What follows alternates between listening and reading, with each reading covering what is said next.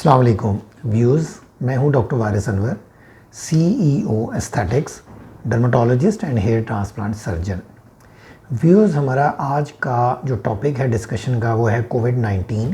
लेकिन इससे पहले मैं आप तमाम लोगों से कहूँगा जिन्होंने अब तक हमारा चैनल सब्सक्राइब नहीं किया तो हमारे YouTube चैनल का एड्रेस है aesthetics.com.pk और आपने बेल के आइकॉन को क्लिक करना है ताकि आपको जो भी नोटिफिकेशंस हैं न्यू वीडियोज़ के वो मिलते रहें।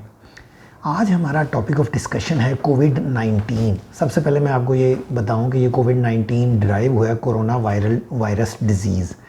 ये आपको नाम से ही जाहिर हो गया कि ये वायरल डिज़ीज़ है। अब यहाँ पे मैं आपको थोड़ा सा बता दूं कि दो तरह की जरासीम होते हैं कॉमनली। वैसे तो फंगस भी होती है लेकिन बैक्टीरिया और वायरल ये बड़े कॉमन डिजीज़ हैं। जो बैक्टीरिया है वो हमारी बॉडी में जाता है, जाके पैथोजेंस रिलीज़ करता है, जिसका मतलब है जहरीले मादे, और वो जाके बॉडी में मुख्तलिफ़ किस्म की प्रॉब्लम्स और बीमारियां पैदा करते हैं। तो उनके अगेंस्ट एंटीबायोटिक्स अवेलेबल हैं। जबकि जो वायरस है ये बुनियादी तौर पे या DNA टाइप होता है या RNA टाइप होता है। ये बॉडी में जाता है तो ये जाके आपके जो बॉडी का सेल है उसके अंदर घुस जाता है, तो ये उसको ओवरकम कर लेता है, उसको कंट्रोल कर लेता है। जब वो ये कंट्रोल करता है तो वो जो सेल है उसका जो नॉर्मल फंक्शन है वो डिसरप्ट हो जाता है, तो बॉडी अपना नॉर्मल फंक्शन नहीं कर सकती। तो ये जो बीमारी है ये बुनियादी तौर पे आपके नाक के रास्ते, आपके मुंह के रास्ते या आँखों की जो है रास्ता, वहाँ से ये एंटर होकर आपके लंग्स में चले जाते हैं। ये वायरस जब भी आपके लंग्स में चला गया तो इसने जाके ओवरकम कर लेना आपके लंग्स के सेल को, तो उससे जो नॉर्मल फंक्शन है लंग्स का, सांस लेने में ये दुश्वारी पैदा होती है। तो इसलिए सबसे पहला ये समझना ज़रूरी है ये किस किस्म की बीमारी है, ये वायरल है। अगली बात कि ये बीमारी करती क्या है। जब एक दफ़ा वायरस आपकी बॉडी में चला गया तो फिर इसने क्या करना है। इसकी जो अलामात हैं उन अलामात में सबसे पहले हाई ग्रेड फीवर, कि आपको जो बुखार होगा वो 102 या उससे ज़्यादा होगा। दूसरा, आपको ड्राई कफ फील होगी। तीसरा, आपको सांस लेने में दुश्वारी पैदा होगी।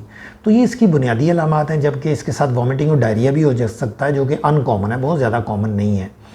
तो इसलिए ये इसकी बुनियादी अलामात हैं। अगर आपको खुदा न खास्ता ये अलामात महसूस हों तो आप सबसे पहला काम ये है कि आप अपने आप को आइसोलेट कर लें। जब आप अपने आप को आइसोलेट करेंगे तो उससे ये चांसेस हैं कि ये स्प्रेड भी नहीं होगा और आपके ठीक होने में भी ये हेल्प होगा। जब आप आइसोलेट होंगे, आइसोलेट होने के बाद आपने सिंपल रेस्ट करनी है। आपने ज़्यादा से ज़्यादा कोशिश करना है कि आप अपनी हाइड्रेशन ठीक रखें, पानी ज़्यादा पिएं। उसके अलावा जो हेल्दी और बैलेंस्ड डाइट लें, और साथ आपने ये नोट करना है कि अगर खुदा न खास्ता आपकी जो सांस लेने में दुश्वारी आ रही है, आपके फेफड़े वो ठीक काम नहीं कर रहे, तो वो आपकी ऑक्सीजन सैचुरेशन उसको कहते हैं कि आपके फेफड़ों में जो ऑक्सीजन जाती है वो कम हो जाती है। और अगर ये खुदा न खास्ता 90 से ड्रॉप कर जाए तो फिर आपको ज़रूरत है फौरी तौर पे हॉस्पिटल में एडमिट होने की, ताकि आपको ऑक्सीजन थेरेपी दी जाए। और अगर खुदा ना खास्ता ये इससे भी नीचे जाती है तो फिर आपको वेंटिलेटर की ज़रूरत पड़ जाती है। अब अगली बात ये है कि हाउ टू प्रिवेंट इट, कि आपने इससे बचना कैसे है। अब ये एक ऐसी बीमारी है कि जिसमें अभी तक एंटीबायोटिक अवेलेबल नहीं है, इसमें कोई वैक्सीनेशन अवेलेबल नहीं है। तो फिर इसके लिए आपका सिर्फ बचाव करना है अपना, कि आपने बचना है इस बीमारी से। उसके बचने के लिए क्या है, सबसे पहले कि आपने कोशिश करनी है कि आप फेस मास्क यूज़ करें, कि जो उसका रूट ऑफ एंट्री है उसको ब्लॉक करें। नाक के ज़रिए, आपके मुंह के ज़रिए ये वायरस अंदर जा सकता है। जो बंदा आपके सामने है, अगर वो 1 मीटर से कम फासले पे है, उसने आप पे छींका या उसने कफ की, तो ये डायरेक्टली आपके लंग्स में चला। इसके दो रूट हैं, एक है डायरेक्ट, एक है इनडायरेक्ट। डायरेक्ट रूट ये है कि किसी बंदे ने आपके ऊपर खांसा वो या छींक की, तो ये जो ड्रॉपलेट्स होते हैं वो सीधे आपके मुंह के रास्ते, नाक के रास्ते अंदर चले गए, तो वायरस आपकी बॉडी में चला गया। दूसरा ये है कि आपसे एक बंदे ने इनडायरेक्ट आपकी बॉडी में चला गया। इनडायरेक्ट कैसे है कि एक बंदे को ये कोविड-19 हुआ है, उसने अपने फेस को हाथ लगाया, सिक्रीशंस जो नाक से फेस से आ रही हैं उसके हाथ को लगी, उसने किसी टेबल पे हाथ रखा, तो वहाँ से वो आपकी बॉडी में एंटर हो जाएंगी। तो ये इनडायरेक्ट रूट है, क्योंकि ये वायरस हैवी होता है, ये एयर में ज़्यादा देर सस्पेंडेड नहीं रहता, तो ये नीचे की तरफ सेटल डाउन हो जाता है चीज़ों के ऊपर, तो आप हाथ लगाएंगे तो वहाँ से जा सकता है। तो इसलिए अवॉइड क्या करना है, आपने सबसे पहले आपने अपने फेस को मास्क पहन के कवर करना है। दूसरा, आपने अपने फ्रीक्वेंटली हाथों को धोना है साबुन के साथ, उसके लिए कम से कम 20 सेकंड के लिए आपने हाथों को धोना है। तीसरा, अगर आपने किसी जगह पे बैठे हैं, आपने सोशल डिस्टेंसिंग करनी है, 1 मीटर का फासला होना चाहिए दूसरे शख्स से, ये कम से कम है 1 मीटर का फासला। चौथा, आपने अवॉइड करना है ऐसी जगहों पे जाने से जहाँ बहुत ज़्यादा गैदरिंग है, जहाँ बहुत ज़्यादा लोग हैं और सोशल डिस्टेंसिंग पॉसिबल नहीं है, तो आपने हर हाल में ये काम करना है। पांचवा, अगर आप ये समझते हैं कि किसी शख्स को ये बीमारी हुई है तो आपने उससे फासले पे रहना है। आपको पता है कि इस शख्स को ये बीमारी है तो आपने अवॉइड करना है उसके साथ कांटेक्ट। खुदा न खास्ता बहुत ज़रूरी है, ये तो स्पेशल आगे कैटेगरीज आ जाती हैं कि अगर आप डॉक्टर हैं या आपके घर में कोई मरीज़ है, फिर उसके लिए स्पेशलाइज्ड ड्रेस कोड है, वो आपने पहनना है, अपने फेस को कवर करना है, अपने ग्लव्स पहनने हैं, फिर उनको रिमूव करने के तरीके। अब ये हैं वो तमाम बातें जो मिनिमम हैं आपको अपने आप को बचाने के लिए। इसके बाद ये है कि आपने अपनी जो इम्यूनिटी है, अगर आप एक हेल्दी बंदा है वो ये चाहता है कि अगर ये जरासीम उसकी बॉडी में जाए लेकिन उसको नुकसान ना पहुँचाए, क्योंकि ये सारे लोगों को नुकसान नहीं पहुंचाता, ये उन लोगों को नुकसान पहुंचाता है जिनकी इम्यूनिटी लो होती है, ओवरकम कर लेता है उसके सेल्स को और बॉडी को। उसके लिए 3 चीज़ें बड़ी अहम हैं, एक हेल्दी और बैलेंस डाइट, दूसरा एक्सरसाइज, तीसरा नींद 6 से 8 घंटे की पूरी होना। तो ये भी आपने इस चीज़ का भी ख्याल रखना है। अब मैं यहाँ बताऊँगा कि एस्थेटिक्स क्या कर रहा है अपने मरीज़ों के लिए, ताकि अगर वो लोग जो इन हालात में उनके लिए कोई ट्रीटमेंट लेनी ज़रूरी है डर्माटोलॉजी की या एस्थेटिक्स की, तो हमने उनके लिए क्या किया है।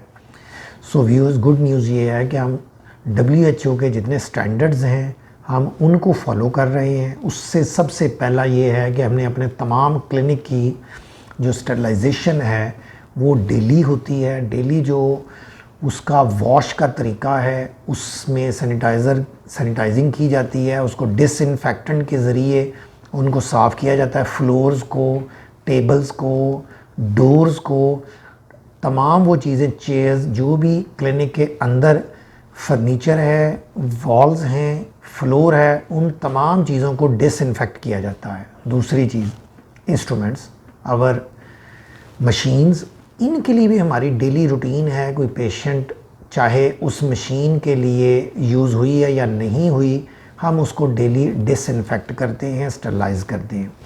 उसके अलावा जब भी कोई पेशेंट हमारे क्लिनिक में आता है, हमने सोशल डिस्टेंसिंग का ख़ुसूसन ख्याल रखा हुआ है। सीटिंग अरेंजमेंट इस तरह है ताकि सोशल डिस्टेंस रहे मरीज़ों के दरमियान। उसके अलावा तमाम लोगों को हम प्रोवाइड करते हैं मास्क, जो कि हमारे क्लिनिक में आते हैं। पहले तो हम पेशेंट्स को इनकरेज करते हैं कि वो पब्लिक में हर जगह पे मास्क यूज़ करें, लेकिन अगर कोई बग़ैर मास्क के पेशेंट आ जाता है तो हम उसको मास्क प्रोवाइड करते हैं। इसके अलावा हम इनकरेज करते हैं कि जो भी पेशेंट क्लिनिक में आ रहा है तो क्लिनिक के डोर स्टेप पे हमने मैनेज किया हुआ है एक हैंड वॉशिंग, ताकि वो अच्छी तरह अपने हाथों को साबुन से धो के आएँ। जब वो क्लिनिक में आ जाते हैं तो फिर हम उनको सैनिटाइज़र प्रोवाइड करते हैं ताकि वो अपने हाथों को सैनिटाइज़ कर लें। उसके बाद पेशेंट जिस वक्त प्रोसीजर होता है तो प्रोसीजर्स के बाद हम पेशेंट्स को भी इनकरेज करते हैं कि वो भी अपने हाथों को साबुन से अच्छी तरह वॉश करें। और जो हमारा स्टाफ है, they are specially equipped with all those precautionary measures, जिनमें मास्क, जिनमें PEP सूट्स हैं और तमाम इस तरह की चीज़ें हैं जो हम प्रैक्टिस करते हैं। फेस शील्ड्स हैं, ग्लव्स हैं, ताकि किसी तमाम स्टाफ और पेशेंट वो महफूज रहें इस वायरल डिज़ीज़ से। तो मैं एंड पे ये मैसेज देना चाहूँगा अपने व्यूज़ को, व्यूज़, ये एक ऐसी बीमारी है जो कि तमाम इंटरनेशनल जो हेल्थ प्रोवाइडर्स हैं, WHO इंक्लूडिंग WHO जो ऑर्गेनाइजेशंस हैं, उनके मुताबिक इस बीमारी ने अभी बहुत जल्द ख़त्म नहीं होना। सो हमने सीखना है कि हमने इस बीमारी के साथ कैसे रहना है।